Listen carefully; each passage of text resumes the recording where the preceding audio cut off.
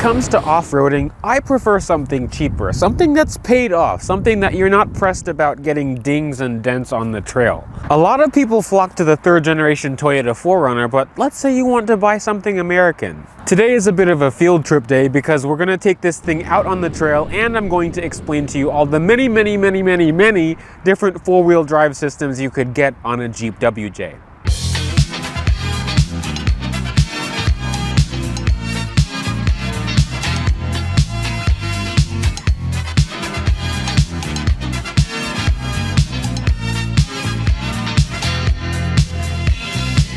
This Jeep in particular belongs to my friend Andy. It's a 2000 Grand Cherokee Limited with the 4.7 liter V8. Among the many four-wheel drive systems that these things have, this one has the Quadra Drive four-wheel drive system. I'll explain that later. So the 4.7 in these makes 238 horsepower and 295 pound-feet of torque.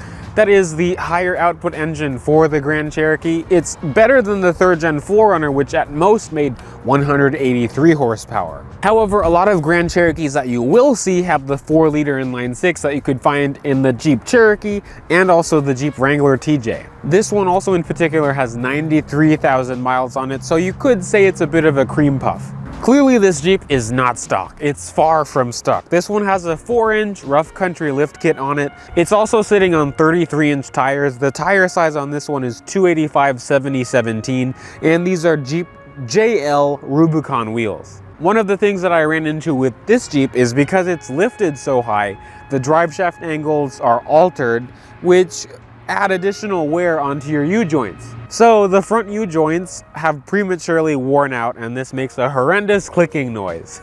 A stock WJ Grand Cherokee has 8.3 inches of ground clearance. Approach angle is 36.7 degrees and departure angle is 28.6 degrees. The Grand Cherokee has a low range ratio of 2.72 to 1. The WJ uses a unibody construction, which Jeep calls a uniframe, but it does have a solid front and rear axle. So in terms of overlanding, because if you're looking at this video, you're probably thinking about using a WJ for overlanding, a few things that I like.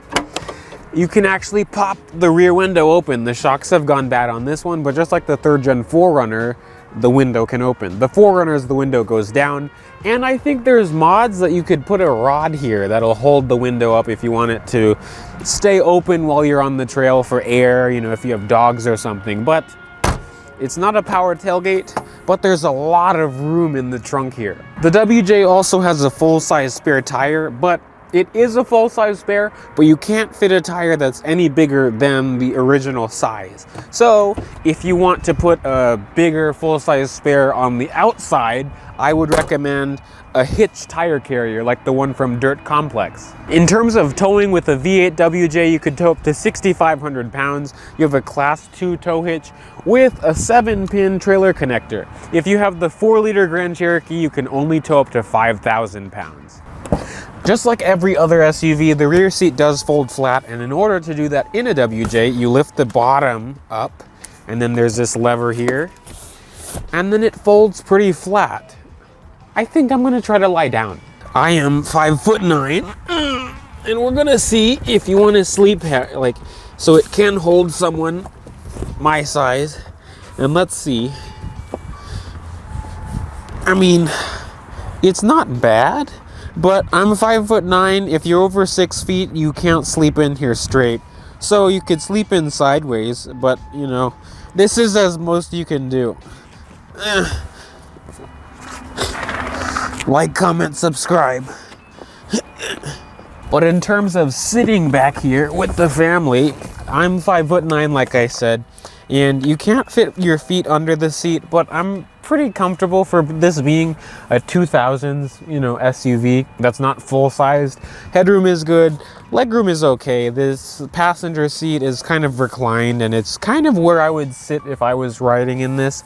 It's not that bad. I feel like 3 adults could fit back here, but in a bit of a pinch. There's nothing fancy like air vents or rear climate control. You just have map lights, reading lights, and then coat hooks. That's really it. In the cockpit of this, the WJ is a very familiar sight.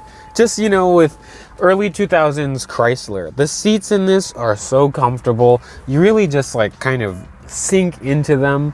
It's like a Shackleton chair or something, you know, just really soft, and it's cow leather. You can really feel the leather. It's a full power driver and passenger side seat with electric lumbar. Just two-way lumbar, but it's still good. The steering wheel in these, it's a nice big steering wheel. It's just, you know, everything in here, it just evokes, if that's the word, old Jeep, and it feels good. The gauges are easy to read and quite legible. You have more information than you would on some other SUVs of this era, like you have battery voltage, oil pressure, and then of course you have the fuel gauge and the engine coolant temperature gauge. Everything else on the interior, like the radio and the climate controls, are just nicely placed. I mean, this is why I kind of wish that vehicles were a little bit more simple, but you know, that's why I like older cars like this. You also have heated seats that work really well, and 2 power outlets up front. I also forgot to mention there's a power outlet in the trunk. In terms of the 4-wheel drive selector in this one has the Quadra drive system, so it is full-time all-wheel drive. So you can only have it in 4 all-time or 4 low. And the way to put it in 4 low is to put the transmission into neutral, and then you can just pull it all the way down into 4 low. So you could get 4 different 4-wheel drive systems on your Jeep WJ back in 2000. So there's a lot, so bear with me. First, there's Quadra-Trac 1. This one was only available on 2004 Laredo models. This is a full-time 4-wheel drive system. Most power goes to the rear wheels until there's slip, and then power is directed to the front axle.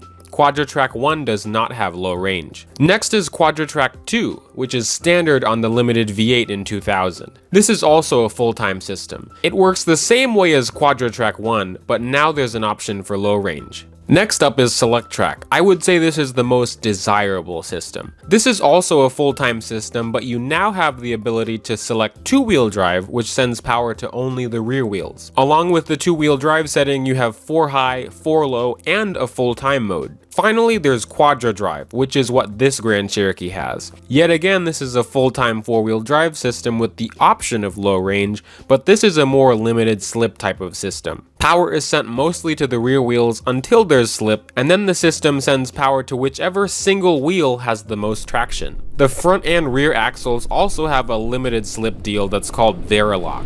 So when one wheel spins, the axle locks up and both wheels get equal power. Shifting Quadra Drive into 4 low locks the center differential. So let's take this thing out to my new testing grounds and see how it does. Today I'm with my friend Nick and his stock Jeep Patriot, and Matt with his Ford F-150 with all-terrain tires.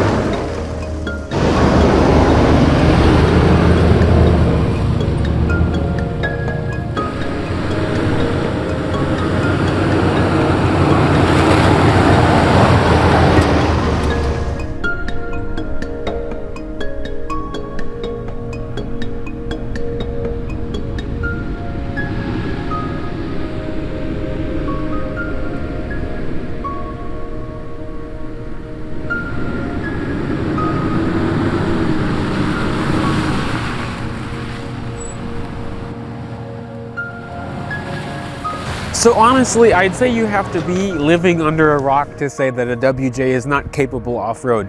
Some say it could be more capable than a 4Runner because of its solid front axle, and in this configuration with Quadra Drive, it essentially is triple locked. But reliability could be one of the downsides of owning a WJ. They're not unreliable, especially if you take care of them. They can be just as reliable as a 4Runner, but in terms of longevity, it's really up to you, and it's really up to personal situations. I'd also say these are the most bang for your buck SUVs for off-roading, overlanding, doing whatever you want to do, because they're comfortable, off-road capable, reasonably reliable, cheap to run, and they're just cheap to own. You know, a lot of these are around 5 or 6 grand.